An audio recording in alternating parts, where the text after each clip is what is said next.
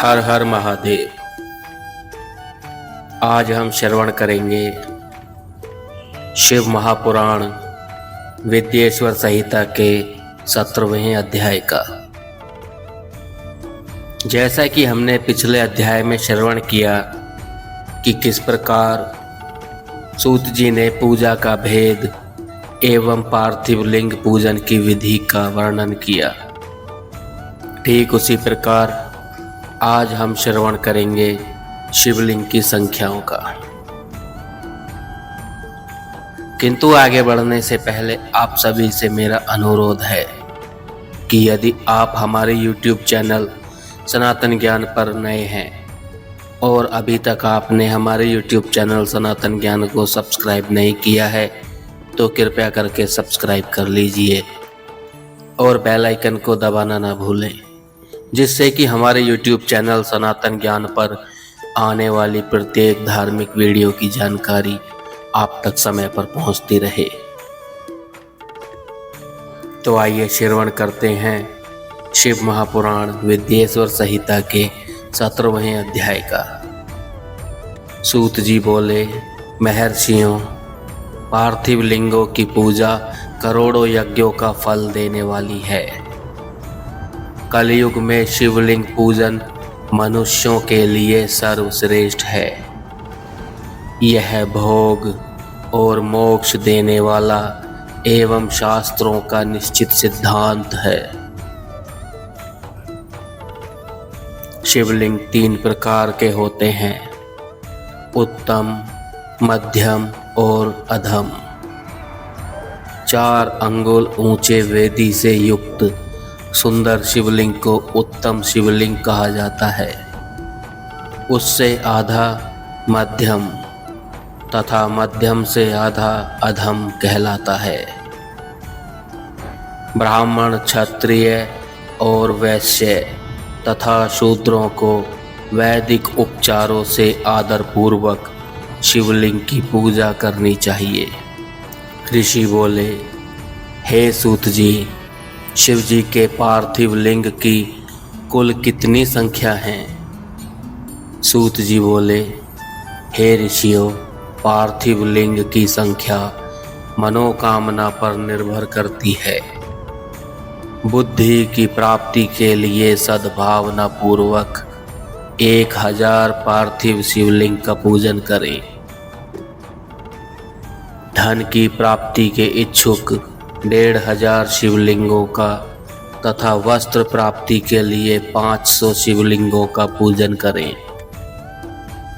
भूमि का इच्छुक 1000, दया भाव चाहने वाला 3000, तीर्थ यात्रा की चाह रखने वाले को 2000 तथा मोक्ष प्राप्ति के इच्छुक मनुष्य 1 करोड़ पार्थिव लिंगों की वेदोक्त विधि से पूजा आराधना करे।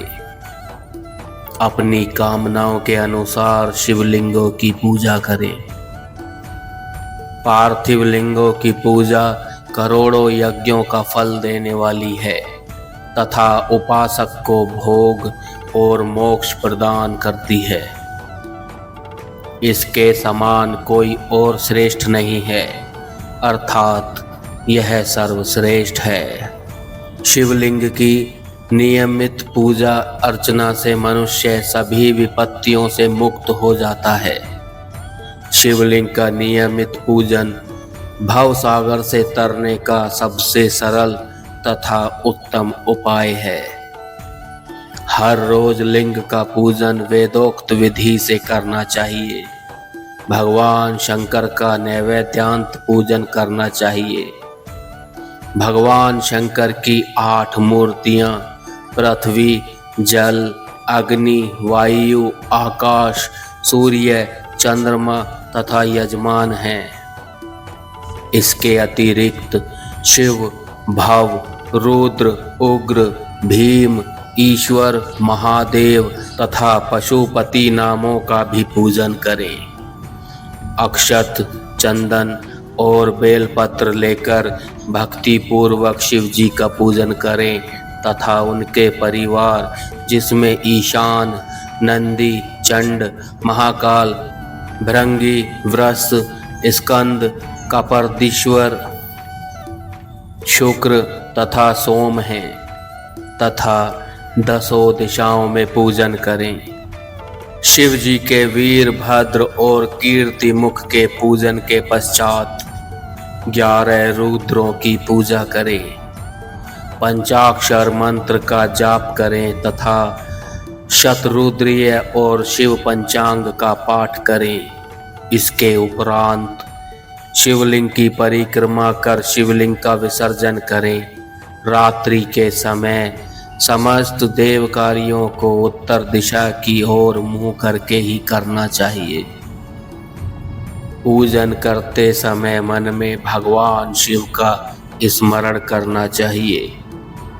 जिस स्थान पर शिवलिंग स्थापित हो वहां पर पूर्व, पश्चिम और उत्तर दिशा में ना बैठें, क्योंकि पूर्व दिशा भगवान शिव के सामने पड़ती है और ईश देव का सामना नहीं रोकना चाहिए।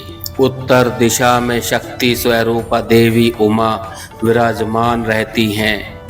पश्चिम दिशा में शिव जी का पीछे का भाग है और पूजा पीछे से नहीं की जा सकती, इसलिए दक्षिण दिशा में उत्तराभिमुख होकर बैठना चाहिए। शिव के उपासकों को भस्म से त्रिपुंड लगाकर रुद्राक्ष की माला, बेलपत्र आदि लेकर भगवान का पूजन करना चाहिए। यदि भस्म ना मिले तो मिट्टी से ही त्रिपुंड का निर्माण करके पूजन करना चाहिए। अध्याय समाप्त। आगे की कथा का श्रवण हम 18वें अध्याय में करेंगे। तब तक के लिए हर हर महादेव।